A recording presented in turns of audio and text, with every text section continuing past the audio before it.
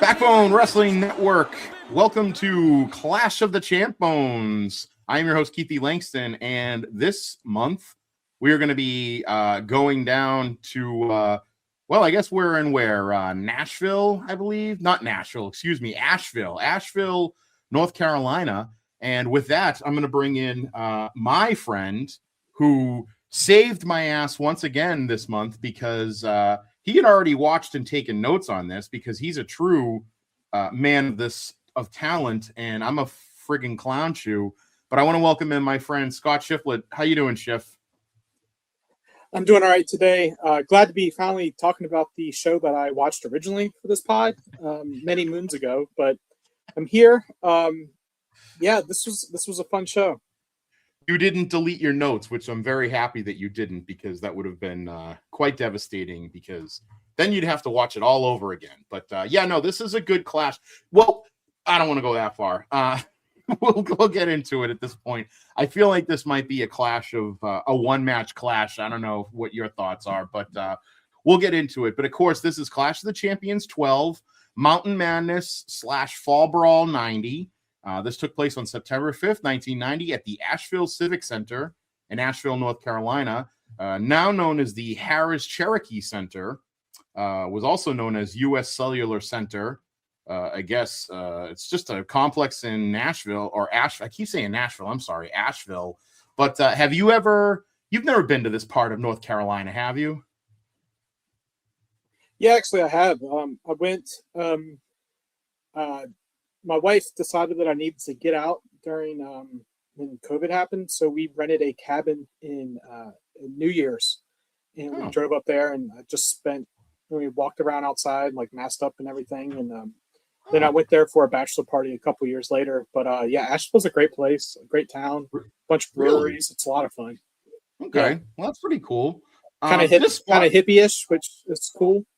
Sure. Well, that's kind of neat. I mean, it's actually funny because this was this venue apparently was a major stop for Jim Crockett Promotions, and it hosted this Clash of the Champion 12. It hosted Super Brawl 3. It hosted Fall Brawl 95, and it's also hosted AEW's Fight for the Fallen television special. And so that was kind of cool. I guess that was the first AEW's event. That was the first AEW event to be simulcast on both TBS and streaming on Max. So this is kind of a pretty big venue, I guess, which is kind of neat. And they did do commencement exercises for the University of North Carolina up until 1999. So I think there's still some NCAA basketball that goes on here. But other than that, I mean, I think now it's just mostly, other than that, I think it's really just kind of just a regular event center that they can have there. They've had Serena and Venus Williams have played there, I believe. They've had other things. Bernie Sanders spoke there. Donald Trump spoke there. So, yeah. And then I guess the film Masterminds was filmed in portion of there. So that's that movie with Zach Galifianakis and Owen Wilson and Kristen Wiig. I think isn't that the one where? Oh, yeah. God, I remember thinking that was going to be so good, and it kind of sucked. So apparently, yeah. But so this is where we are in Nashville now. I kind of did a quick look just to see if there was anything else going on. Like WWF wasn't on this day. They have 3 shows going on September 6th, but since there's nothing going on September 5th, I figured I wouldn't talk about it. There were 4,000 fans in attendance, and this show actually drew a 5.0 rating on TBS. Big debut at this event. We have the Master Blasters who debut, and also the debut of the Black Scorpion on TV. This is also Sting's first televised title defense since winning the championship at Great American Bash. So that's kind of interesting. Yeah, but American Bash. Yeah, so we have Jim Ross and Bob Caudle are on the con for this, and Tony Schiavone is going to be doing our backstage interview segments. First match out the gate is the Freebirds versus the Southern Boys, and we kind of start off, and I wanted to put in here the Bad Street video that we get. It's great because they kind of cut to it, and you hear like full Michael Hayes singing. So that I thought was kind of interesting.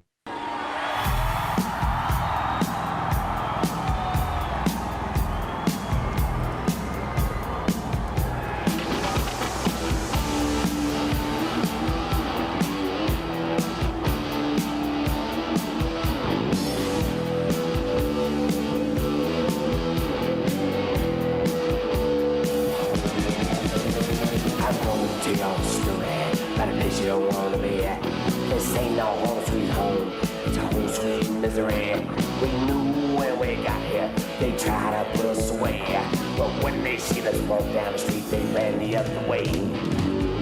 Back Street in Atlanta, yeah. Back Street in the whole USA.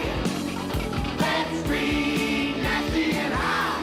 The good and got you in the better it got. We also then get a video of the Freebirds in California, which is kind of funny. And I made a comment where I went, they're in a Holiday Inn Express, or they're in like a Holiday Inn.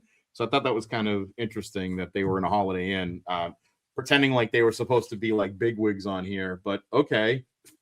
I don't know. Did you get a kick out of that little like pre-video that they had for them? Yeah, the Bad Street's an amazing song, but yeah, I did love like them. It was pretty funny making them look like hot shots, because then when they come out with what they're dressed as is totally against rock and roll standards. So it's like probably should have lined that up better instead of looking like fucking hillbillies when they come out. But yeah, I did like them like signing autographs for the fans and everything. That was pretty cool. I did mark down. I went. I was like so much Confederate gear on both teams. I mean, the Freebirds had their face paint was painted with. It's funny, they had it was the Confederate flag, but it looked almost like it was the Union Jack, and I was like, are they supposed to be British or are they supposed to be from the South? I thought that was, but obviously it's the Confederate flag. And then the Southern boys come out and they got Confederate jackets on too. So I'm like, oh my god, just it's like two Southern boys. But then it's funny because they make a mention about like Jim Ross and Bob Caudle are talking about how the Southern boys are really like the deep South, and the Freebirds, and I'm like, the Freebirds are from Texas, like that's pretty deep South too. So okay, but they're the heels at this point. This was supposed to be a 6-man match with Buddy Roberts and Bullet Bob Armstrong, but Buddy Roberts had hurt himself, so Bullet Bob and Buddy Lee Roberts are on the outside as their cornermen here. So I guess, you know, that's what we're going to have here. We have Hayes and Smothers start off with a collar elbow tie up. Hayes gets into the corner, and Smothers gets 8 punches out of 10 instead of, in the corner there. We get an Irish whip into a big back body drop by Hayes, and then a big Tracy Smothers clothesline. We get a tag to Garvin, and Smothers gets Garvin into a headlock. We get another Irish whip and a leapfrog and a nice karate kick by Smothers to knock Garvin out of the ring. So the Freebirds kind of regroup on the outside. Garvin gets back in, another collar elbow tie up. He pushes Smothers into the corner. Hayes comes in for a double team, but Smothers gets out of the corner, and then out of nowhere we get a high cross body by Scott Armstrong onto both Freebirds. Steve Armstrong, not Scott, right? Steve Armstrong, excuse me. Onto both Freebirds for a 2 count to Garvin. Smothers comes back in, and then we get a double drop kick, and then it says Smothers back in for another collar and elbow tie up. We get a double team, but the Southern boys get a double drop kick on both Freebirds, and Hayes is the legal man now. Hayes and Smothers exchange fists. We get an Irish whip reversal by Hayes. Smothers leaps over the top rope to avoid a charge. Ducks are right by Hayes because that's knocked in the fuck out by a left, which I thought was great. Like Michael Hayes misses the right hand and then he connects him right with the left. So what were you saying? I said I like that. Yeah, I did like that. I thought that was kind of cool. Garvin starts attacking on the floor. Bob Caudle makes that Robert Lee comment, which I thought was kind of funny. So I guess that's what we're going as Robert E. Buddy Robert. What the hell he said? He said Robert Lee. I think he says like Buddy. He says Buddy Lee Roberts. They're calling him Buddy Lee Roberts. So Smothers hops to Buddy Lee Roberts. Yes, Buddy Lee Roberts. Yeah, Smothers hops on the top rope and drop kicks Garvin, but he can't make the tag. So Smothers is playing the face in peril. We get a tag to Hayes. We get a tag to Hayes, who hits a bulldog for 2. Smothers then gets a sunset flip, but Hayes just kind of punches him, so he doesn't really do much with that. We get a chin lock by Hayes, and then he just kind of starts punching to Smothers. Back and forth tag by the Freebirds, doing some just punches and kicks and everything like that. Garvin then tries a top rope move, but Smothers catches him and then slams Garvin down to the mat. We get the hot tag to Steve Armstrong, who's a house of fire. We get drop kicks. Hayes Irish whips, but Roberts grabs Armstrong, which was kind of weird on the outside. Hayes goes to roll him up, but the ref is distracted, and Bullet Bob comes in, hits a big right hand to Michael Hayes to knock him down. Armstrong gets a 2 with that, which I thought was kind of weird, but Garvin comes in and breaks it up, which I guess made sense. All 4 men in the ring. The Southern boys hit a double shoulder block on Garvin, misses it on Hayes, but Buddy Roberts throws in an international object, and Jim Ross makes sure he says the international object, but it misses Michael Hayes completely. Like, he totally overthrows him. We then get a double sunset flip by the Southern boys for the 3 count at 8 minutes and 34 seconds. I went 2 3/4 stars on this. I thought this was a pretty hot opener. I know you and I had talked about last month because they have the opener last month, and I think you had said, we talked about like which one you liked better. Which one did you like better from last month to this month? I feel like last month's was better. Yeah, I liked last month's better. My notes here says too much Confederate shit. They originally said it was going to be a 6-man, and then changed it to just a tag match. I don't know if you caught that. Yeah. We got a loud Freebirds suck chant, so like they were paying attention right there. Tracy's bump on the outside was pretty rough, and like the Freebirds didn't allow him back in the ring. I like them cutting the ring in half. It's classic double team moves that they did. Hayes hits a nice bulldog. Steve was a nice House of Fire with the hot tag as well, taking out all the Freebirds. And the sunset flip for the win I thought was pretty cute, but then the Freebirds get their heat back right after the match. So a fun opener. I'll go with last month's being better because this seems like it's just more of the same, except for like, a little bit of different stuff. But I don't know. They seem more crisp last month, the Southern boys. You're right about the Freebirds getting their heat back. They clear the ring, and then they hit an awesome double DDT on Bullet Bob, which I was like, yes. Any chance you get to hit a DDT on Bullet Bob Armstrong, I'm all for it. So I kind of like that. You're right. And they definitely got their heat back, which was good. So, so we move on. Now we have we get an interview here where Tony Schiavone is in backstage with the Steiner brothers. So I'll let the Steiner brothers tell their story. Okay, Jim Ross, thank you very much. They are new U.S. Tag Team Champions. Scott and Rick Steiner winning the belts from the Midnight Express in the Meadowlands back on August 24th. The Scotty, it's got to feel good to be champions once again. That's right, Tony. I'm excited for 2 reasons. The first one being we're giving the people champions that they can cheer for. The second reason, this now makes us the #1 contenders for those World Tag Team Champions. Doom, you can't deny us a rematch any longer. Those World Tag Team titles are coming back across our waist. Okay, now, Rick, tonight on TBS against Maximum Overdrive, we know nothing about them. They have nothing to lose against you guys tonight. Tony, have you ever heard of them? Not at all. What strategy you got? We've never heard of them either. My brother and I go up to the ring. We never have any strategy. I never know what I'm going to do. He may know a little bit, but we always go out to the ring with nothing on our mind, and every time we get in the ring, we just do whatever comes natural. Doom, you had your chances being the champions. You told us go back down to the bottom and wrestle all those bums down there. But we went down, and this is proof. We're coming back, Doom. Guarantee it. Okay, fans, let's go back to the ring. And they're going to be facing off against, who are they facing at this one? Oh, I don't know why I have it here. Master Blasters. Maximum Overdrive. No, it's Maximum Overdrive. They're going to be Maximum Overdrive. Sorry. Yeah, they're the new U.S. Tag Team Champions. They defeated the Midnight Express on that, so that's kind of cool. We get Mike Rotunda now versus Buddy Landel. This is like, it's so funny because Pete was doing a rewatch, and he got to that point where Buddy Landel shows up in the WWF for like 2 months or whatever, and so it's like, again, we get Buddy Landel in NWA. It's really funny just whenever he pops up. But Mike Rotunda comes out. This I thought was really funny. He comes out with the winner of the Burger King Ringmaster Award. Her name is Cindy Anderson. They wrote poetry about wrestling. She was writing poetry about wrestling. I asked, is she related to either Bruno or Larry, or perhaps she's related to either Ole or Arn, because she's from Pittsburgh and her name's Anderson. But I was like, really? And she comes out with, of all people, she gets brought out. She brings out Captain Mike Rotunda. I'm like, oh, this poor woman. I want to know her. I should have friggin' dug deep and see if I could find her poetry. I'm gonna try to see if I could find that, and if I can, I'll share it on social media with everybody. But Cindy Anderson from Pittsburgh, we hardly knew ye, the Burger King Ringmaster Award winner. So we get this collar elbow tie up. Landel pushes Rotundo and kind of gives like a finger poke in the corner there. We get a headlock by Landel. We get some discussion about Skid Row being the best band, which I guess is what Landel's favorite band, which is funny because we just literally had a match about two guys who claim to be the best rock and roll band.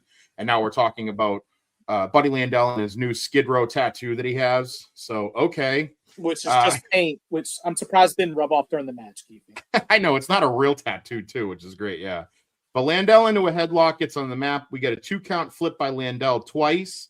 We get a hip lock attempt by Landel, but it's reversal. But it's funny, all my notes keep saying IRS because I didn't want to write out Rotundo. So I have to remember not to say IRS. Reversal by Rotundo. Another collar elbow tie-up into dueling wrist locks. Landel breaks it with a big elbow. We get a back and forth grappling by both men. Eventually, it's actually evenly matched by both men. Not really either one of them getting any kind of real overpowering offense on here. We get not a bionic elbow. We get an ironic elbow for 2 by Landel. And then I wrote in all caps, abdominal stretch, but it's to Mike Rotundo. It's not Mike Rotundo doing it. So I was like, wait, what? So that was kind of funny. Mike Rotundo gets out of the abdominal stretch, but he misses an elbow. And then we get a suplex by Landel. And I put a comment here that I want to play. It's Bob Caudle talking about how Buddy Landel is calling the match because you can hear him like verbally calling the match. So it's like, okay, he's literally just like, oh yeah, every Scotty here is calling his match here, telling his opponent what to do. And I'm like, okay. You know, he's always talking to his opponent. He really tries to get under their skin, and if anybody can do it, Landel can. So yeah, it's real loud. He is kind of loud. He's not as loud as like Cena, but he's pretty loud. We get off the rope by Landel for a double axe handle. Rotundo hits a punch to the face, which I thought was kind of funny. So Landel comes off and he just kind of hits him right in the face. We get an Irish whip to Landel. He hits an elbow and a leg drop by Rotundo for 2. Landel is back up and kicks to the midsection.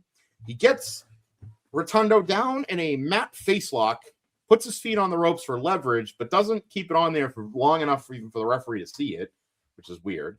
Rotundo gets back up, and he gets into a backslide, a random backslide for the 3 count at 5 minutes and 39 seconds. I didn't hate this match. I really didn't. I thought it was pretty evenly matched between both guys. I actually don't hate Rotundo as a face because I feel like he ditches all that, like, just prototypical heel offense. And I feel like he's much more mat based, and I kind of like that. So I didn't hate this match. I don't know. What did you think of this? This should have been a squash, not 5 minutes of back and forth action. If you bring out, Buddy Landel at the jobber entrance, and Captain Mike comes out with the sweepstakes winner, you should have Captain Mike just whoop that ass and be over in 3 minutes. Not like what this was be doing. Like Landel hit a suplex and both men are down, and then we win it with an inside cradle. It's like, what are we doing? Like, what are we doing? Like, we should not be dealing with this shit. Like, we could have cut this match and added minutes somewhere else tonight. We could have. I don't know where, but yeah. Okay, the Clash of Champions continues right here on TBS, and still to come, Sting and the Black Scorpion for the world title. But the match that has everybody buzzing so far, the Southern Boys in a tremendous win over the Freebirds, even though these 3 men certainly would disagree. Let me tell you something, Pally. I'm real glad you're shutting your mouth right now before General Buddy Lee shoved his fist down it. Now I want to know, how much longer do you think the Freebirds are going to put up with being treated like a bunch of garbage? If you people can't respect us, we're going to teach you how to respect us.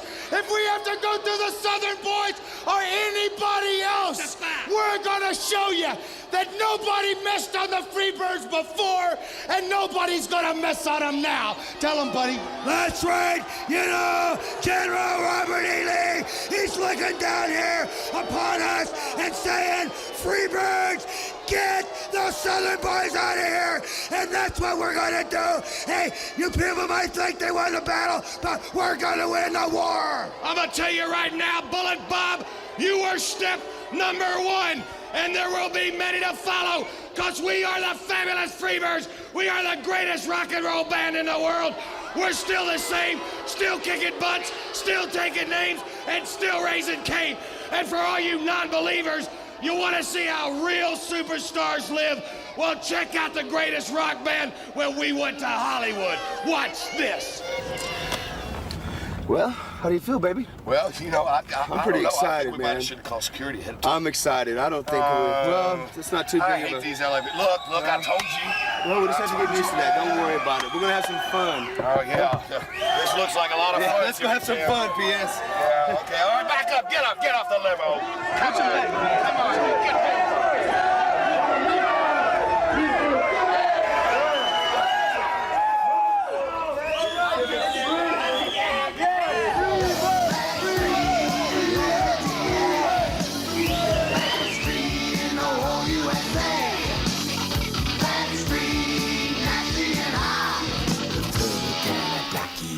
Pero it got.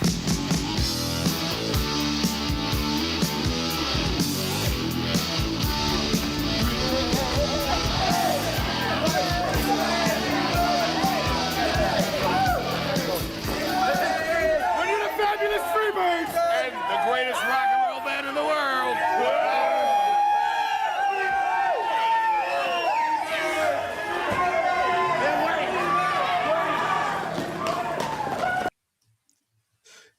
Okay, so we move on to the next matchup here, which is this is the debut of the Master Blasters. So it's this is great. So it's Kevin Nash, obviously, is steel, and who's Iron? I don't even know who Iron is. Do you know who the wrestler was or Was no? it Al Green? Al No. Green? I don't know if it's Al Green. I feel like I don't know, and I didn't do enough research to figure it out. It doesn't matter anyway, because the only notable thing about this is that it's the debut of Kevin Nash on television as a wrestler. Of course, they're going up against White Lightning, Tim Horner, and Candyman, Brad Armstrong. I have never heard Brad Armstrong called Candyman ever. I don't know. Goddamn Candyman. Right? I'm like, what? Okay. But anyway, this match, I'll be honest, this match is a total fucking shit show. Like, it really is. I mean, I'll be honest, Tim Horner and Brad Armstrong are trying everything to make these guys look legit. And both of these guys are just, I wrote in here, they're greener than goose shit. They're fucking terrible. Like, so we start off with Kevin Nash. And I mean, Kevin Nash looks fucking yoked to the gills here. He's like an Adonis at this point. I mean, it's fantastic how tall and fucking jacked and ripped he is. But man, he is so bad in the ring. We start off, it's him and Horner. We get a wrist lock and it just a pickup into the corner. We get a tag now to Iron, who hits they get some power moves by Master Blasters. I put Nash is jacked. We get an elbow by Nash. And then we get an elbow drop by Nash when he hits. And then Iron, did you notice he totally misses the fucking headbutt completely? He doesn't even come anywhere near friggin' near Tim Horner, which is ridiculous. All of it is so bad. They missed so many moves in this match. So many moves. It's awful. It's friggin' awful. He then misses a headbutt for the second time. We get a tag now into to Brad Armstrong, and I feel like the only move that they worked on was the shoulder blocks. That's the only move I feel like Iron worked on was shoulder blocks. They missed a couple. They missed a couple shoulder blocks too. Like I have a note here that says "Not Nash missed a fucking shoulder block." So bad, my God. Not Nash. Right? No, I didn't worry about his name. It's not even worth it. It's never remember Luz's name. But he shoulder block by Iron. And then he hits one. I think he misses another one. Then we get a tag. We get a double clothesline for 2. We get a power slam for Steel, which kind of looked nice. Kevin Nash doing a good power slam, which I thought was pretty good.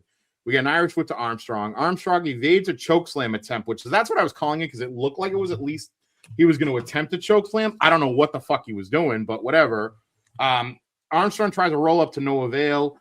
Steel then misses a big elbow. He misses it badly. And that's when I wrote down, I went green as goose shit. 2 drop kicks by Armstrong, which looked nice.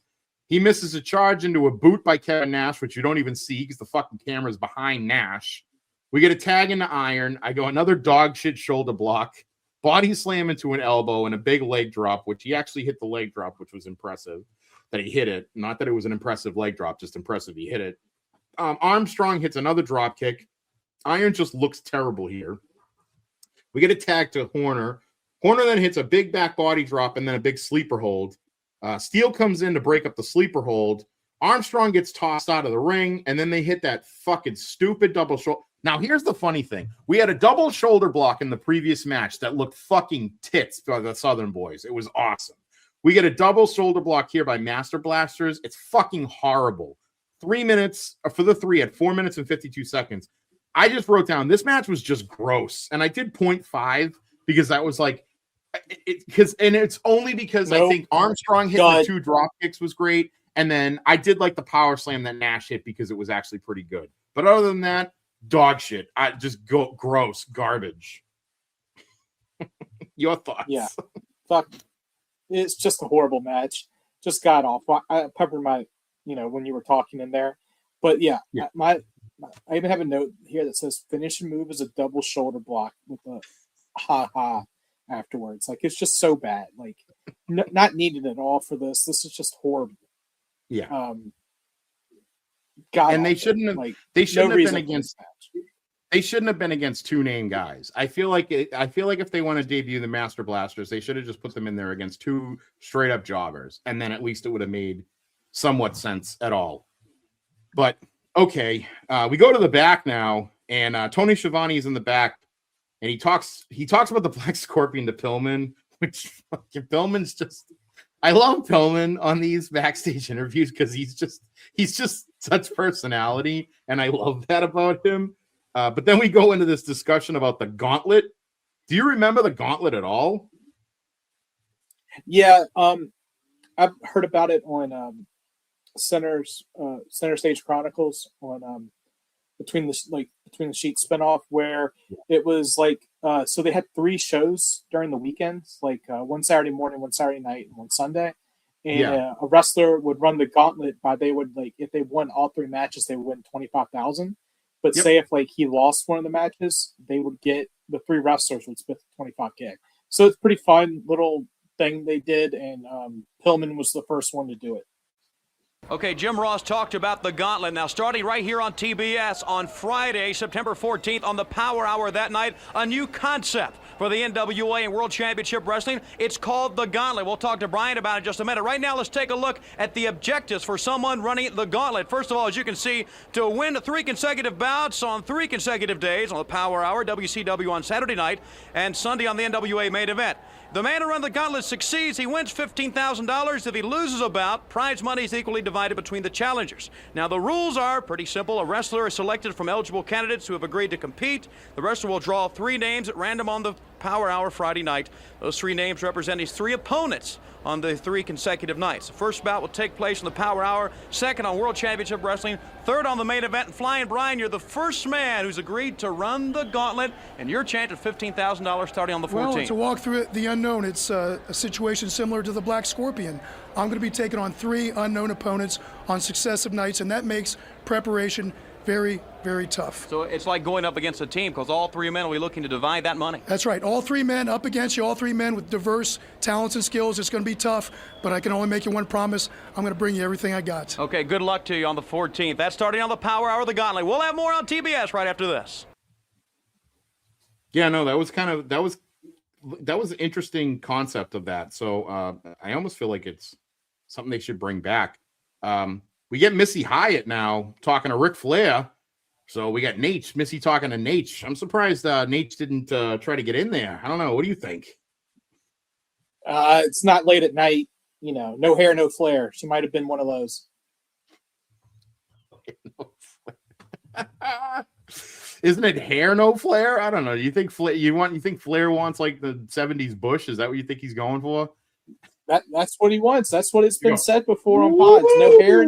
No hair, no flair. Thanks, Jim. And now I would like to introduce the greatest world champion of ever. He is outspoken, controversial. He is Nature Boy Ric Flair. And Rick, I've said it before on national television that you can beat that egomaniac Lex Luger for the U.S. Heavyweight Championship. Well, Missy, darling, we have one thing in common, if nothing else, baby, you are all the way live tonight. And as we all know to be a truth, Ric Flair is styling and profiling in Asheville, North Carolina. Lex Luger, Missy Hyatt couldn't have said it better. You're the United States champion. You're the #1 contender for the one and only World's Heavyweight Championship. Tonight, that all change because Slick Rick walks that aisle, looking, baby, as only he can look to become the United States Heavyweight Champion. Then, Missy Hyatt, you will say to yourself, as I walk off into the sunset, what's causing all this, Nature Boy? Woo! Now let's go to the ring. Amazing.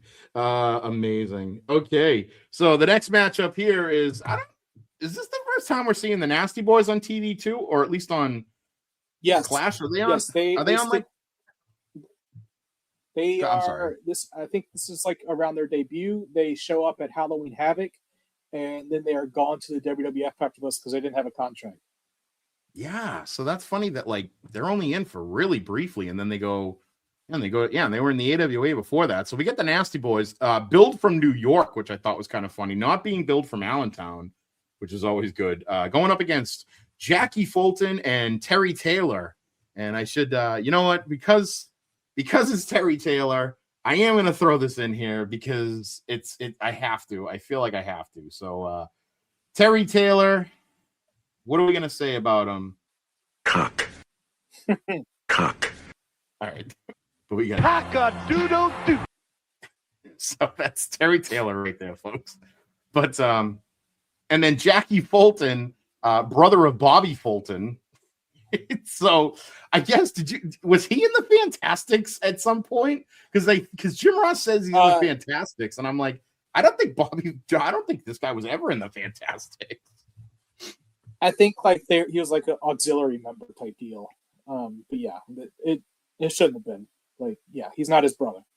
Okay, yeah, because Jim Ross at one point mentions that he's like member of the Fantastics. I was like, wait, what? I'm like, no, he's not. I'm like, he was just, but yeah, I guess maybe.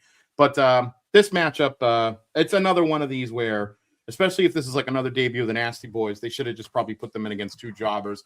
But I do know like Jim Ross kept talking about like how the key to this match is Terry Taylor because he's not really a tag team wrestler, which I thought was kind of funny. So okay, they're already dishing fucking Terry Taylor. Knobbs starts off with Fulton, collar elbow tie-up, punches to Fulton. We get a double team to Fulton. He reverses the wrist lock and hits a crossbody to both Nasty Boys, which was kind of sweet. We get a tag in to Taylor, who gets a big neck breaker. Arm ringers by both Taylor and Fulton to Sags. Sags turns the tables. We go outside, and Sags gets driven into the ring post, kind of in a reversal. So that was nice seeing Sags go in the ring post as opposed to the other guy. Back in the ring, we get another arm ringer. We get an Irish whip crossbody by Taylor. Tag into Fulton. Armbar tags to Knobbs now. We get arm drags by Fulton, arm bars and belly to back suplexes by Fulton. We get drop kicks to Knobbs for 2. We get a tag into Taylor. Knob reverses by grabbing Taylor's hair, which I thought was kind of cool. So that was kind of neat. He kind of drags him down. And then the Nasty Boys are now in control, double teaming. Taylor gets a sunset flip. Knobbs misses a punch and gets pulled down for 2, but that's it. We get back up to a double team by the Nasty Boys. Irish whips to Taylor as he ducks, and both the Nasty Boys collide. I said we get a warm tag to Fulton, and he's not a house of fire, but he's like a shed of fire. It was just kind of like a weak tag almost. But slams to both Nasty Boys, drop kick to both Nasty Boys, a back suplex to Knobbs for 2. Then Knobbs catches Fulton for a power slam, which was kind of sweet. We get a tag to Sags. That power slam was nice. It was. I did like it, yeah. We get the tag now to Sags, and he hits that Nasty Boys top rope Eldro drop for 3 at 7 minutes and 11 seconds. It's not the one that he would be known for, where he kind of walks the rope almost, which I kind of like that one a lot more. It almost looks like it's a dragging elbow drop. I kind of like that Sags does, but this wasn't too bad. No pity city. or anything like that. So I guess as an introduction to the Nasty Boys, this was good. I mean, Jim Ross and Bob Caudle are kind of talking them up about how they're going to be like just another brute force kind of tag team that is looking to brawl and beat each other up. So I thought that was pretty good. But I mean, I didn't think it was terrible. I thought like 2.5 or 2.5, 2.25 to 2.5 stars, I would say. But I don't know. What did you think? Yeah, I mean, this was a fun match. I like the double cross body that Fulton hit at the beginning of the match.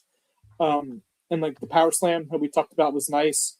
And then Sags hitting the top rope elbow drop and Nasty Boys win. This is what it needed to be, showing the Nasty Boys are a threat. And they should have canceled that match with Kevin Nash in them and just added the minutes to this, because it would have been fun, because Nasty Boys weren't terrible here, which is quite a shock as someone who's had to watch Brian Knobbs' 2000 hardcore matches recently. So, yeah. Where he sucks. That's true. You are fully engaged on Brian Knobbs and that era of Are You Smarter Than Vince Russo's WCW? So God bless you once again for doing the Lord's work watching that shit show. But where are you guys at with that now? We are May 22nd, 2000 Nitro was our most recent episode. We'll be covering the May 24th, 2000 Thunder for our next one. So Flair maybe had a brain aneurysm per Vince Russo. So we'll see what happens with that. Nice. Well, that's great. We now hear from our Lord and Savior, Sid Vicious, who's talking about Sting to Tony Schiavone. And Sid's always a good promo. Speaking of the Horseman, the biggest right here, 6'9", 330, big Sid Vicious. Tony Schiavone, I want to send a message. Hold on, shut up! I want to send a message to you, Stinger. You've got something I want, and that's that world belt, and I deserve it more than any other person in the NWA. Tell you what, he still has a big match with a Black Scorpion still to come. The Black Scorpion, I don't care about the Black Scorpion. I don't care about Stan Hansen. I don't care about Lex Luger. I only care about one person, and that's me, and that belt around my waist. All right, Sid Vicious of the Four Horsemen, and a challenge to the World Champion Sting. Sid Vicious rules. What'd you think of Sid's promo? It was pretty good. He said he's going for the world title, and he says he only cares about one person, and it's me. I do love when he yells "shut up" at Tony at the start. Says he deserves the world title. So we'll see if that brings anything out. But I thought Sid was in the Horsemen, so I thought that was, you're supposed to care for Ric Flair and maybe Arn and Barry. Just what he says is he only cares about himself. So right, which I thought the exact same thing. And not that I have a problem with Sid winning the world title or going for the world title, because I don't. But isn't that why they threw Sting out of the Horsemen, like, I don't know, 6 months ago? Like, isn't that the whole point, was that they threw Sting out of the Horsemen because he wanted the title shot against Flair? Yeah, 9 months ago, because this was in September. Yes, they threw him out 9 months ago, yeah. So what the frig? So, okay, I guess. We move on now to Wild Bill Irwin and Tommy Rich. Irwin is out there cracking that bullwhip or whatever it was that he has. You can literally hear it like in the arena, which was kind of neat. But Tommy Rich Wildfire comes out, all patriotic gear, I might add. And Rich doesn't want to get in the ring. I don't blame him if friggin' Bill Irwin's whipping that friggin' thing around like that. But he does get in the ring after Randy Anderson gets the whip away from Bill Irwin. And we get into right away, like Bill Irwin's like fists of fire in beating up Tommy Rich. Tommy Rich gets a dude. Just keep whipping him with this. This match never would have started if it was me. Right? No, you're absolutely right. I mean, it's crazy. But then we get an Irish whip to Rich, and then Bill Irwin hits a big fucking knee, which I was like, shit, man. So he's starting off like kind of like House of Fire almost. We get a shoulder walk by Irwin, hip lock over the top rope, which brings by Rich down. Rich hits a hip lock afterwards. And he finally gets Irwin out to the outside. Irwin gets back up. It's funny, too, because then Jim Ross is like, oh, it looks like Bill Irwin's foot hit the apron, so it's not a disqualification on Tommy Rich. That over-the-top rule is so, like, they just use it when they want to. It's so, like, lackadaisical, I feel like, but whatever. We then get Irwin gets back up to the apron. Rich brings him in the highway by flipping him over the top ropes. Misses an elbow, but then comes back with a big back suplex. We get a headlock spot here. Rich almost runs up the turnbuckles to kind of do like a, I don't know, to kind of do like almost like a what, like a tilt-a-whirl or something. And he almost eats shit, but I feel like Irwin holds him up, which was good. So we kind of saved him there. We get a back and forth with some headlock spots between both guys. Irwin's trying to get out of it. He then gets up and gets a back suplex. Now, while Bill Irwin's in control, he knocks Tommy off the apron into the railing, which looked pretty nasty. Back in the ring, both guys are slugging it out. Irwin goes for a tilt-a-whirl suplex, but Tommy maneuvers up and over into a sleeper, which was fucking sweet. Like seeing Tommy Rich like actually wrestle was so cool. I don't know. I don't know. I love Tommy Rich now. After like having watched 1,000 old matches because of Sean, I feel like I have this whole new respect for Tommy Rich, and I'm thoroughly enjoying his little run he has here in like in the 90s. You know, it's pretty good. I love that friggin' U.S. title match he has with Luger at the couple of clashes ago. It's like one of my favorite matches, I think. Yeah, it was pretty good. Yeah, Irwin kind of crashes into the corner to break up the sleeper hold.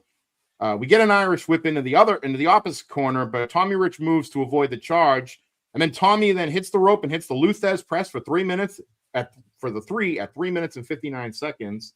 I thought this was a really nice back and forth match. I put like 2 2/4, but I would go probably 2 3/4 stars on this. I thought it was actually a pretty decent match from one guy who I really enjoy and another guy who I don't totally hate, because I don't really hate Bill Irwin. He kind of is a little bit meh for me sometimes, but I didn't mind this match. And I thought some of the moves in this were pretty good. I really liked that tilt-a-whirl into like the sleeper hold maneuver. I thought was great. So that one I thought was kind of what sold it for me. But what did you think? Yeah, I liked Bill Irwin was in a tag team called the Super Destroyers with his brother Scott, but he ended up passing away due to I want to say brain cancer, and he was pretty good. I watched a couple of AWA matches with him. He's better as a tag team wrestler, but I like the cracking of the whip and then like Irwin hitting like the nice running knee to start. Tommy should have been disqualified, but like that rule I think lasted like 97 or 98, Keithie. Like that's how long it lasts. The over the top rule. JR says, good luck to the soldiers in the Far East, and I have in parentheses, what year is this? I saw that too, and I was like, Far East. Yeah, but what year is this? Like I said, 2026, 2001, 1990. What fucking year? It's amazing.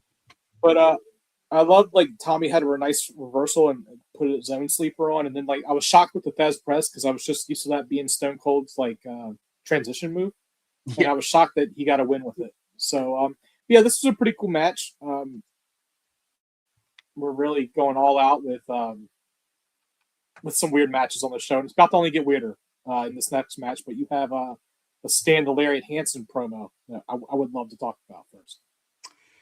We will talk about that, but first I want to talk about the top 10 lists that we have. Oh yes. So always a fun time with the WCW top 10. So starting off, and the reason being is because this comes into play in a little bit. Speaking of Stan Hansen, so number 10 we have Nature Boy Buddy Landel. Number 9 is Wildfire Tommy Rich. Number 8 still on here for some reason, Junkyard Dog. Number 7. Flying Brian, even though he's really in a tag team. Number 6, Stan the Lariat Hansen.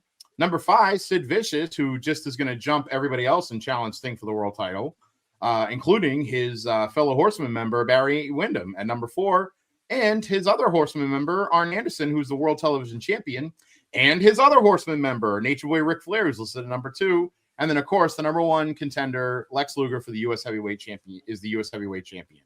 And, of course, Sting is our World Heavyweight Champion. Anybody on that list, aside from Junkyard Dog, that you just don't know why they're on there? See, I like top 10 lists, Keithie. Stan Hansen being number 6 when he hasn't been around that often is quite the shock. I like when AEW had the top 10 list. They didn't really adhere to it, and it seemed like it was a Cody creation because when he left, it's basically been gone.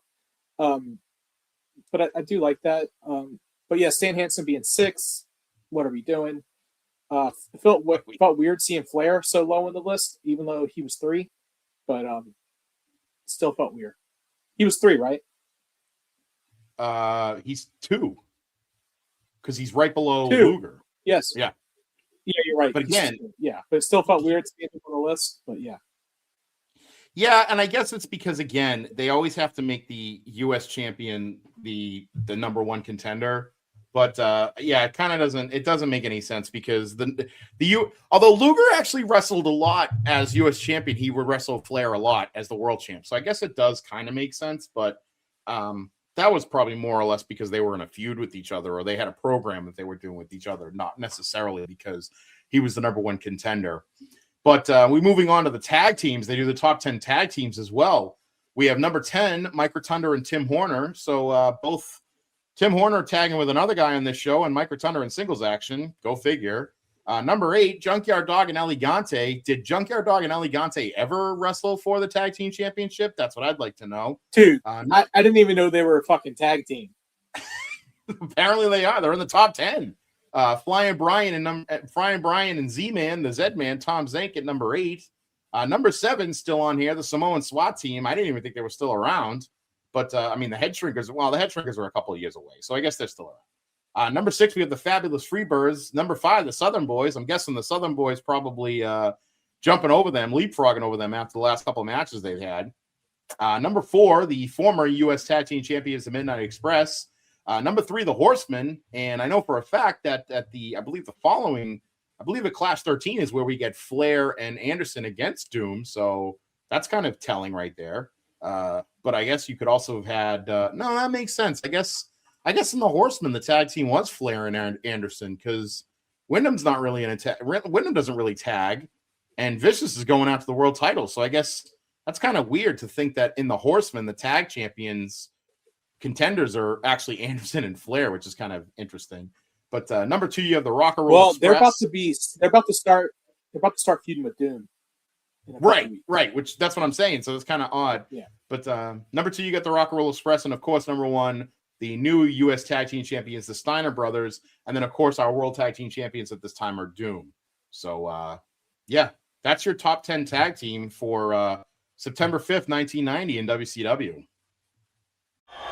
It's a tremendous night of action on the Clash of Champions live here on TBS, and still to come in action, this man, Stan the Lariat Hansen.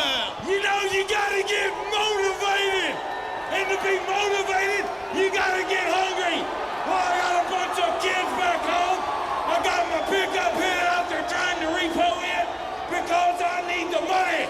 And the only way you get money around here is to go after the guy with the top brass. And that's you, Sting, and I'm after you. I tell you what, Sting is the champion, but the number 1, as we just saw, the top 10 is Lex Luger, the U.S. champion, followed by Ric Flair, number 2, and you were ranked number 6.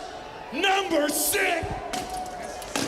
Number 6, let me tell you about number 6. I've never been 6th in anything in my life.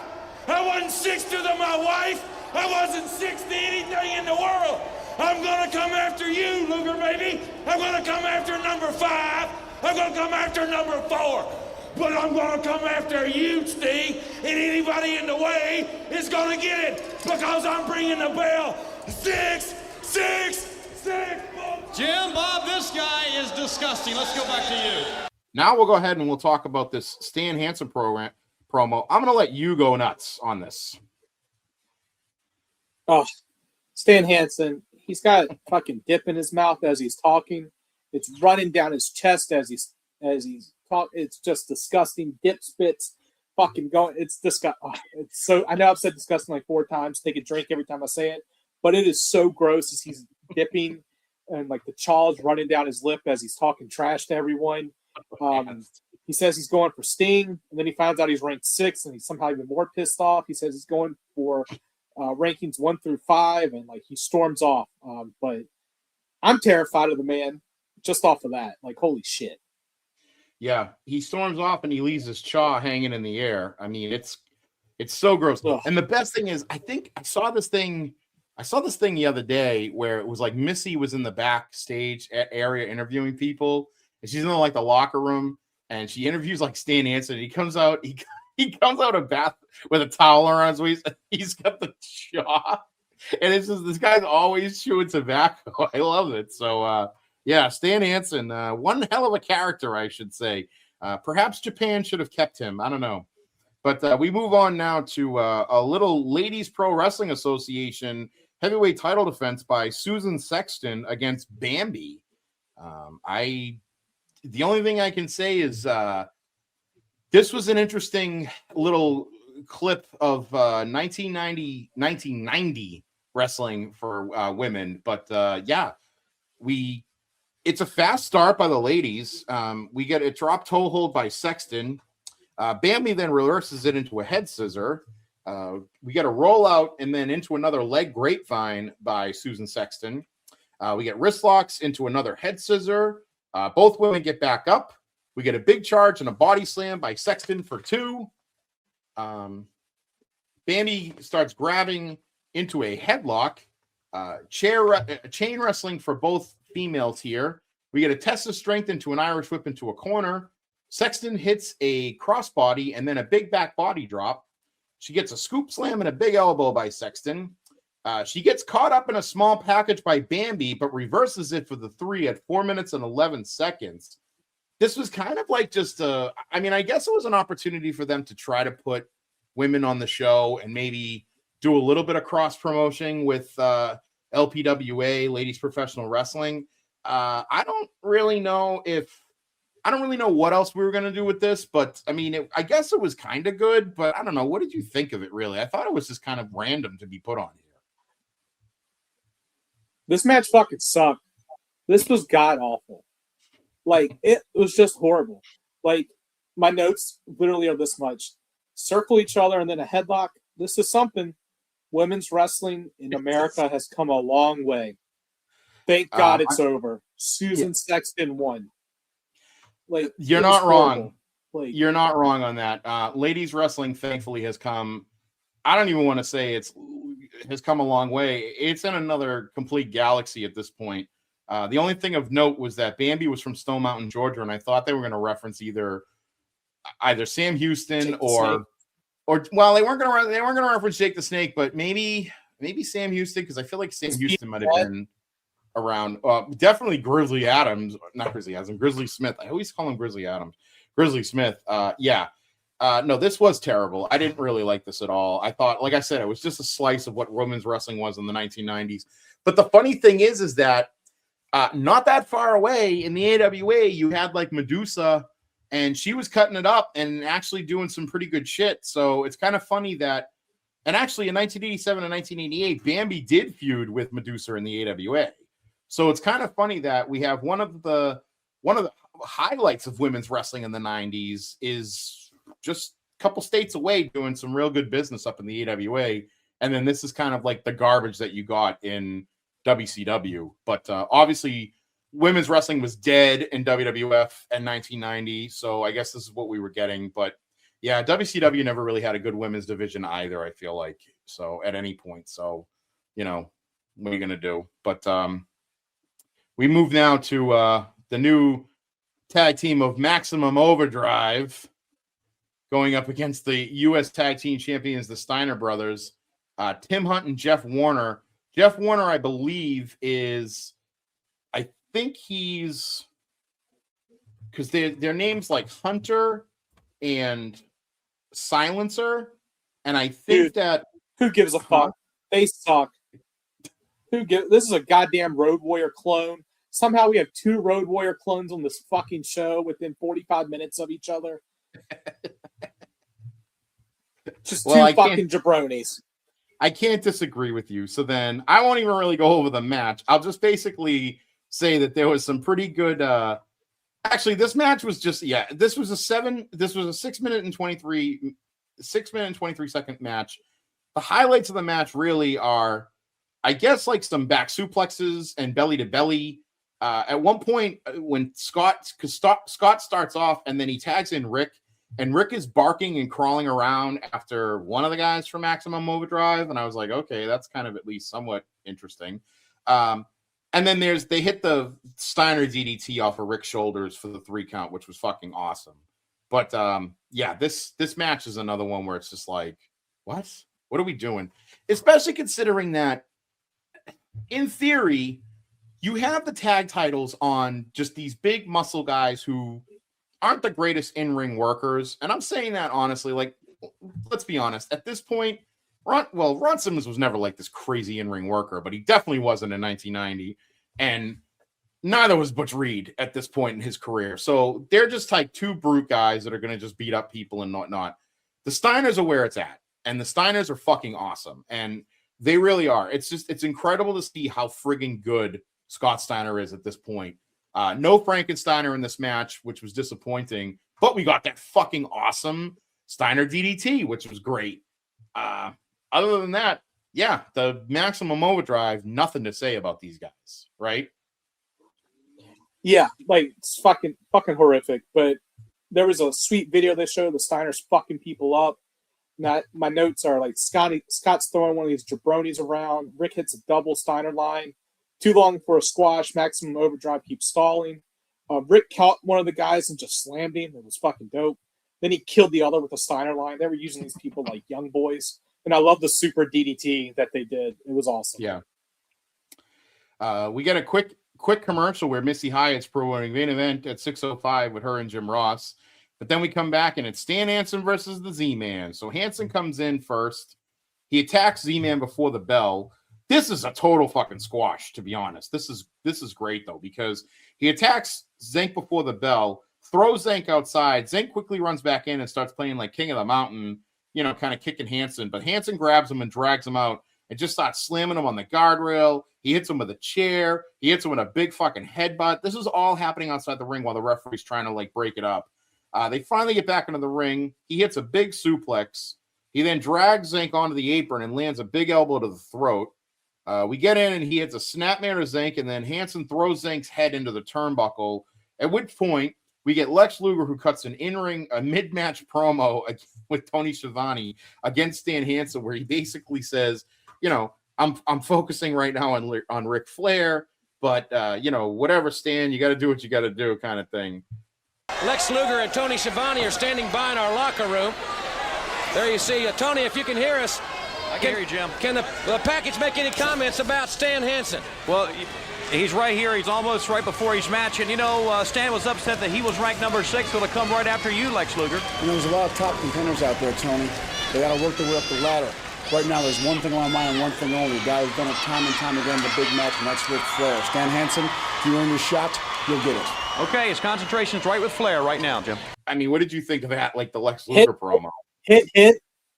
Obvious foreshadowing. Right. I mean, this match doesn't even last very long. I mean, Hansen dominates with almost no offense by Zenk. Zenk does manage to hit a crossbody off the second rope and then hit a couple of drop kicks. But then, like, Hansen then comes back, hits a big shoulder block, and hits the fucking massive lariat for 3 at 3 minutes and 19 seconds. I mean, again, this really had no offense from Zenk. Hansen's really like a sloppy wrestler, I feel like. It's just kind of like that brute strength almost. So, I don't know. I mean, it was a fun match to watch, but it's not a real good match at all. So, no. Thoughts? No, this was just a straight ass whooping, Keithie. Like, he hits him with the chair, no DQ is called. It's all subjective, apparently. Apparently. I don't think Z-Man got a fucking... Like, as soon as he got in the ring, Stan attacked him. I don't think he got any offense in. He kills him with the lariat, and it's just an ass whooping, plain and simple. Yeah, the only offense Zenk gets is he hits a crossbody, then hits 2 drop kicks. And they're good drop kicks. Like, Zenk gets up there, but, like, that's it. Like, and it's almost like to no effect. So, yeah. Cool thing is up next is we get, like, a nice little recap here from Luger and Flair from Wrestle War, because obviously this is the next big matchup is Flair versus Luger for the U.S. title.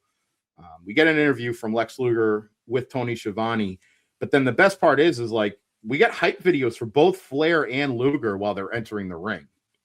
And Luger's interview with Tony is very similar to the inset promo almost, where he's basically saying he's ready. It's kind of like it's that weird babyface Lex promo where it's like I'm ready for whatever's coming up next. But the real humor is when we get Flair and Luger in the ring, and like I said, we get hype videos for both guys. We get this awesome moment where Flair talks trash in the ring to like Lex. Saturday, man, I moved from number 2 to number 1, pal. Tonight, right now, over you, into that, baby, and right back with Sting. I'll take it. And I thought that was really fun. I thought it was just funny seeing Flair talking shit while he was in the ring. Yeah, it was awesome. I liked them going back and forth, like the hype video. It showed Russell War 90, which I thought was nice. How he should have won the world title there, according to Sean Kidd. But yeah. So we get I'm excited. We get a collar. I'm excited for this match. This is a banger. So am I. So we get a collar elbow tie up. Luger tackles Flair. We get a test of strength attempt, but then there's a kick to the midsection by Flair. We get a chop by Flair to no effect. Lex Irish whips him and press slams Flair for the first time. Flair rolls out of the ring. Once Flair gets back in, we get another collar elbow tie up, but Flair knees Luger real quickly. Chop again with no effect. Another Irish whip press slam by Luger, so that's the second. Flair hits a big clothesline over the rope, and then outside to the ring is Flair eye rakes and drops Luger on the top rope. Lex comes, and Flair's kind of like walking around real kind of smug. Lex then sneaks up from behind him, and as Flair turns around, he does the torture rack pose at Flair, which kind of was like, uh-oh. We then get we get the third press slam from here. But then Luger misses a big elbow drop on that. Flair starts to hit Luger with chops, but then Luger comes back with a big clothesline. Flair's complaining about his shoulder, and really it's kind of just to, he's playing possum. He kind of gets him, he lures him in, and then he sucker punches Luger in the face. Flair throws Luger out, and it starts attacking on the outside. Flair starts getting in control with just kicks to Luger and starting to really work on his knee. We get a big chop, and Luger goes down. Luger gets thrown out again, and Flair is beating him up on the outside. Back in, Flair starts working on the knee again. We get chops to the chest and kicks to the knees. Luger starts fighting back, but Flair gets him a thumb with the eye. We get a backslide by Luger for 2, and Flair kicks out. Flair starts chopping, but Luger then reverses it, gets up on the second rope, and hits 7 punches in the face. But then Flair grabs him, tries an inverted atomic drop, but Lex gets out of it and hits him with a big clothesline. Struggles to get to the pinfall, but he gets over him and he gets him for 2. Flair gets up and hits a snapmare and tries to cover twice now for a 2 count, but both times it's just a 2 count. Flair gets up on top of the rope to do, I'm assuming, some move off the top rope, and Luger catches him and throws him off. We get an Irish whip into the corner. Flair does the Flair flop right up over the top apron, but as he's running, he runs right into a Lex clothesline. We get back in the ring, a 4th press slam by Lex Luger. He then hits a nasty, awesome-looking power slam. But we got a thumb to the eye. But Lex starts getting a bear hug, and he puts Rick up into the top turnbuckle. Lex gets up on the rope, on the second rope, and hits a massive superplex for 2, which was awesome. Flair kind of gets up to standing position, kind of crawls into the corner, and Luger's just a fist of fury at him. For some reason, Nick Patrick gets involved, and he holds Lex's arm, and then it looks like Rick kicks him right in the balls. So that happens. We get an Irish whip by Flair, who ducks a clothesline, and then there's kind of like another clothesline that both men go right over the top rope, topsy-taily over. They get a brawl on the floor, and I thought at this point it was going to be a double countout because that's where it looked like it was going. But then as Luger kind of gets back into the ring, out of nowhere, Stan Hansen comes and attacks him, causing a DQ finish at 15 minutes and 28 seconds. Hansen then attacks Luger after the match with the bull rope, choking him out, and then just leaving Luger as a heap of shit in the ring. I said this is the match of the night. This is 3.5 stars. This was a fucking banger. Luger looked awesome. Flair looked awesome. I realized in this match that every great match Lex Luger has is against fucking Ric Flair. I mean, talk about just like 2 guys that just really matched well together. I love this too because it's, they mention a lot about how not only is Flair a former 7-time world champion, he's also a former 4-time, I think, or 3-time U.S. champion. So he's had 10 championships. He's going for his 4th U.S. title. Jim Ross mentions that I think he beat Boo Boo Brazil for the first U.S. title. So it was awesome. It was just a lot of good history, a lot of good hype on this. I love this match. I thought it was fucking awesome. Yeah, this was definitely the match of the night. I loved how Flair acted like his shoulder was messed up during the match after the clothesline out of the corner, but it was just a ruse. And this allowed him to get on top. And when he did a Flair flop on the way down, he actually poked Luger in the eye, which I thought was pretty good. And then, like, when I even have a note here that says they have great chemistry. The superplex, I was not expecting Ric Flair to take a superplex in 1990, but here we are. Yeah. That was pretty dope. I really thought they were going to get a count out as well, but then, like, Stan Hansen ran down and attacked him. This was just a hell of a match, kind of an underrated gem, kind of forgotten in their pantheon of matches because everyone talks about Wrestle War and Starrcade. I want to say 89. No, 88. Sorry, because 89 was the Iron Man tournament. But yeah, this is a fun match. Sadly, we have a shit ending, but like this is it shows how good like both of these guys could be with it. I loved it. I also feel like, and this is where I was saying, like, this is like a one-match show because I feel like they also hype this as almost like a main event. Like, this is the main event for the show, I feel like. And it kind of shows, too, because, I mean, the hype for, like, the Sting and the Black Scorpion is really just, like, who the hell is the Black Scorpion? It's got nothing to do with, like, the match or the ability or anything like that. It's just, who is this Black Scorpion?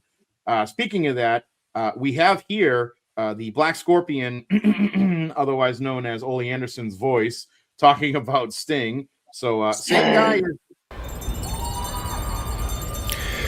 We've both waited, and now the time is at hand. Sting, if you can beat me, I'll tell you and all the world who I am. If you beat him, he'll tell you and all the world who he is. Well, hopefully I'm going to do that. It's make it or break it time for me. Taking this really serious. There's no goofing off now. I want to know who this guy is, so I think I'm going to go to the ring right now and get it straight. Okay, Jim, Bob, he is concerned. The moment is now. It's this. Oddly enough, it's the same voice as the Shockmaster. So, I wonder who that could be.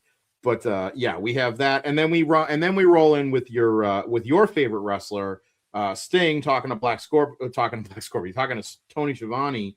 But again, Sting is just like, he's concerned with finding out who the Black Scorpion is, not really anything else about the match. So, just an interesting what's going to happen kind of thing here. But we get a hype video for Sting.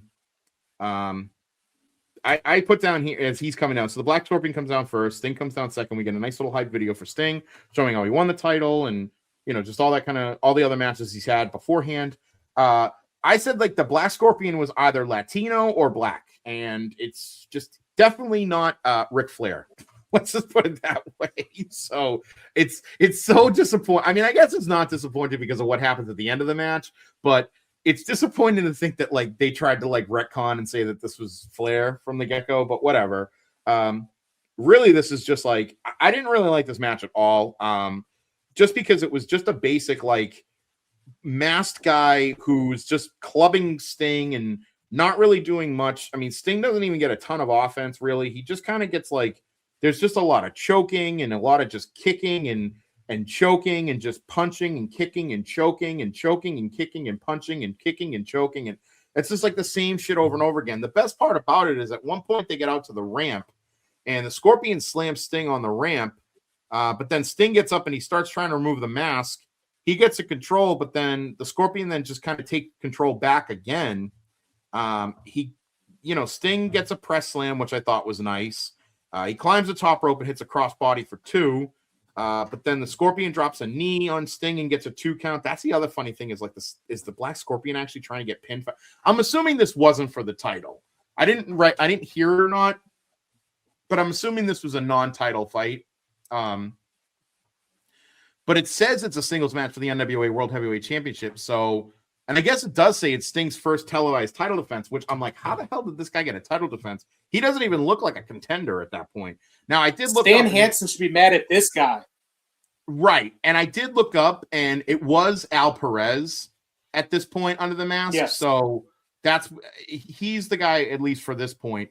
But just to give anybody that doesn't know, like kind of a little bit of the background, because they do talk about it in the match, like there was things where like everybody was saying that this guy is supposed to be somebody from Sting's past, specifically referencing California. 1986. Yeah. Right.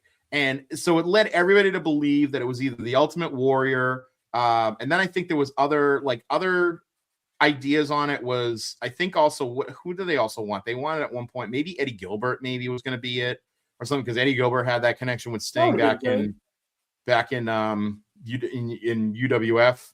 So it's like there was like they really struggled, I think, to figure out who the hell it was going to be. And then when they really didn't come up with anybody at the end of this, they went with Flair, which was kind of like why it sucks. But whatever, it is what it is. But we end up getting Sting hits a massive stinger splash, which was kind of cool. He gets the 3 count, 8 minutes and 13 seconds. He removes the mask from the Black Scorpion, and it was a black mask, and it reveals a red mask. And Sting was like pissed about that. Then all of a sudden, on the rampway, we get the real Black Scorpion who shows up, and they basically talk about how this guy was a hired hitman or whatever, or a hired gun for the Black Scorpion.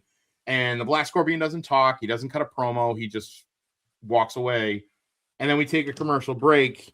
We come back where Jim Ross is like, I'm going to get in the ring and talk to Sting. And I'm actually going to play this as we end the show. It's JR talking to Sting. And then out of nowhere, our Lord and Savior, Sid Vicious, comes in, jumps Sting, demands that he wants a title shot. Sting tells him to go to the championship committee, but Vicious doesn't like that. And he just beats the shit out of Sting to end the show. Which I was like, yes, that's my boy. So I will say Sting's attire is amazing. It's a pink and black ensemble. Looks dope. Yeah. I wish there was a action figure for this. Also wish there was a Black Scorpion action figure, but that I think I'm the only one that would want that. I get it. Because I love Starrcade 1990 Collision Course. I don't know why. It's one I always rented from the VHS store. But this, look like watching it back as like an adult, it's like, oh, this is just like so much basic offense. Black Scorpion is dressed like a monk. Like they're trying to do something different here, but they're bringing down the world champion and basing the company with this. When Sting went up did the military press, the Black Scorpion didn't really go up helping, so Sting had to lift him up as high as he could. Black Scorpion, with this just being like a fake out, got too much offense on this, but this is what they were doing with house shows with like a fake Black Scorpion. Not gonna lie, I did get angry when Sting went to unmask the Black Scorpion, but he had another mask going underneath. Then another one. Then the second Black Scorpion came out was even bigger. It's like, what are we doing? Sting's like, I don't know who it is. Sting must have pissed off a lot of people, because if I had someone playing mind games with me, I could probably think of maybe 3 or 4 people that I've personally fucked with that would start doing this to me. So Sting might have pissed off a lot of people in '86. Sid coming out and says, I'm the man you got problems with, and then he wants the world title, and then he beats down Sting at the end of it. So our last show, we had Flair and Sting going at it, and this episode, which is actually after the Great American Bash, we have Sting being laid out by Sid. Wait just a second. We may not get to the bottom of this now. Here comes Sid Vicious. Now, wait just a second, man. Now, let me tell you something, Sting. You think you got some problems with the Black Scorpion? I'm the man you've got problems with, because I want that. Sorry for the interruption, champ. Sid, I got enough on my mind as it is, just trying to figure out who the Black Scorpion is, okay? If you want a championship match against me, talk to the championship committee. I got nothing against it, but right now I'm thinking nothing but Black Scorpion until I find out who he is. Thanks, Sting. I said I'm talking to you, Sting. Hey, Vicious, look out from behind. Sid Vicious is attacking Sting there, Bob. And the ramp as they go out of the ring. Sid Vicious from the high, attacking Sting, hitting him now with a championship belt. The Sting had his back to him. Have you lost your mind? Shut up, Jim Ross. I want these people out there to know something. I'm going to be the next world champion, because Sid Vicious rules the world. So, interested to see where it goes. I'm not sure if the next one is. I'm not sure when the next one is. So Well, we'll see what happens. Well, so this is kind of like this was in preparation for Halloween Havoc. For Halloween Havoc. Yeah, Halloween Havoc, which is on October 27th. Just kind of giving you, spoiler alert here. We get Tommy Rich. These are the matches that we have there. Tommy Rich and Ricky Morton defeat the Midnight Express, Bob Eaton and Stan Lane. Terry Taylor defeats Bill Irwin. Brad Armstrong defeats J.W. Storm, who oddly enough was the guy in Maximum Overdrive. So that experiment's already done, I'm assuming, by Halloween Havoc. The Master Blasters somehow managed to defeat the Southern Boys in a 7-minute and 17-second match. Can you imagine those two fucking shitheads in a 17? And it was Al Green. You're absolutely right. I wonder if the first guy's Al Green, because he's not listed. Like when you go on Wikipedia, like he's not listed. Like it's not the hyperlink to Al Green. So I wonder if they replaced him with another guy like between then. I'm gonna have to look that up. But the Freebirds defeat the Renegade Warriors, who's Chris and Mark Youngblood, which is interesting. And then the Steiner Brothers defeat the Nasty Boys in a match for the NWA United States Tag Team Championship. So there's your match with the Nasty Boys. And that's it for that. Junkyard Dog defeats Moondog Rex. Doom defeats Ric Flair and Arn Anderson, or Doom, go to a double count out with Ric Flair and Arn Anderson for the NWA World Tag Team Championship. This is the pay-per-view where Stan Hansen defeats Luger for the U.S. title. And Sting first loses to Sid Vicious, but then they find out that it's not really Sting. It was Barry Windham dressed as the Stinger. And then Sting comes back and defeats Sid Vicious for the World Heavyweight title. So that's the Halloween Havoc 1990. I think what I'm going to do, I don't know if I talked about with you or if it was Logan or who it was, but I want to do a Halloween Havoc rewatch. And I think I can get all of them on YouTube. And I think I'm going to start doing that. I'm going to start recording them. Yeah, I think I'm going to start recording them. And then I'm going to release them like during the month of like September and October. I think I want to. I don't know why. I like Halloween Havoc. I like Halloween Havoc. You'd watch a bunch of them with me, I'm sure. So, maybe I'll do live watches, or maybe I'll just do like what we're doing with this. I don't know. I haven't figured it out yet, but I got to talk about that with the big boss man. So, and see what he thinks we should do. But yeah, Halloween Havoc, not a bad pay-per-view. This clash, not a great clash. Like I said, this is really just a one-match show for me. Although I did like the Steiner brothers in action, but I was kind of disappointed. I actually almost would have preferred like the Nasty Boys just to get a shot at the Steiner brothers. Like that probably would have been a lot better, but whatever. It is what it is. I don't hate the opening match. It really goes the opening match. I didn't hate the Mike Rotunda match, but then all the stuff like kind of in the middle was just a little iffy. Tommy Rich and Bill Irwin was fun, but yeah, it really gets all the way up to Luger and Flair, and then Sting and the Black Scorpion is just disappointing. But that's okay. The next one we move on to is Clash 13, Thanksgiving Thunder. And of course, this is where I think this is the one that Matt Souza wants to do, because I think he said it's the one where Flair fights Butch Reed, and I think that's why he wants to. I think it might be, yeah. So I gotta check. I gotta double check with him. He had said that, but he might have actually. I wonder if he actually thought it was 12, because I feel like he said something with the Black Scorpion, but I don't know. We'll have to see. But yeah, so that's our next one up. Is Clash of the Champion 13, Thanksgiving Thunder from Jacksonville. So we'll have to see. And, of course, that's coming up. That's, of course, setting up the Collision course, which is what you said, Starcade 90, which apparently is one of your favorite pay-per-views. Unironically, yes. All right.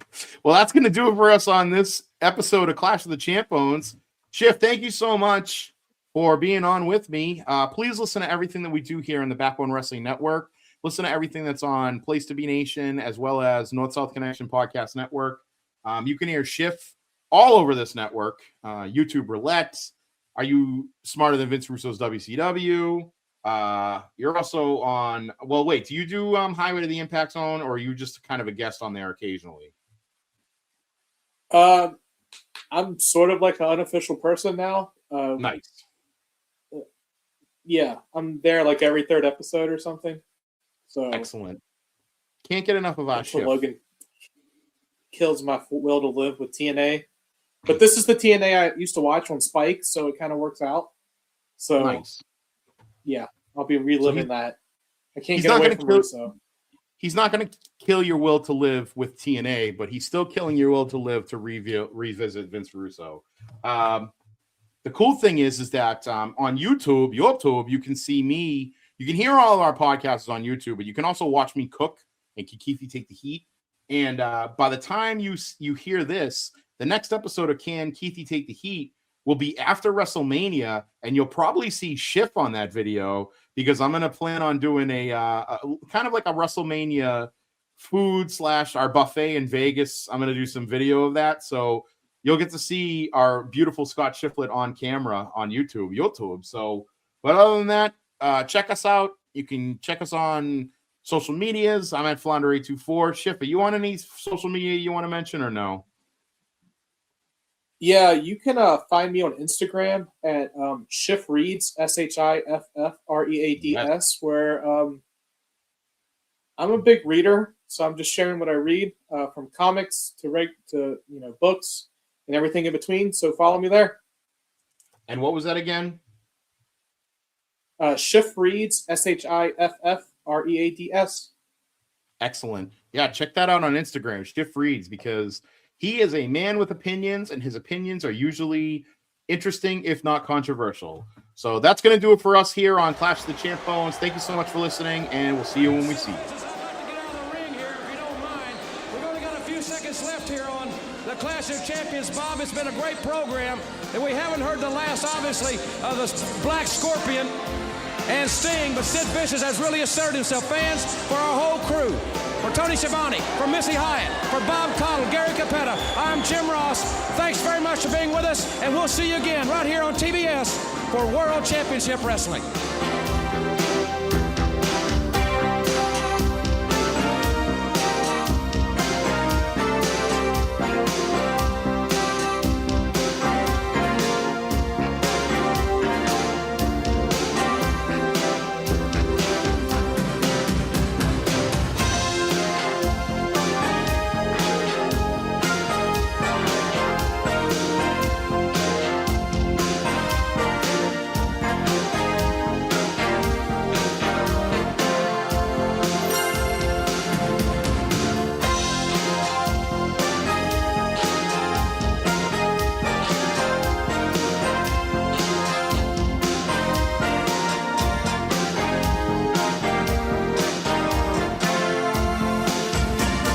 That guy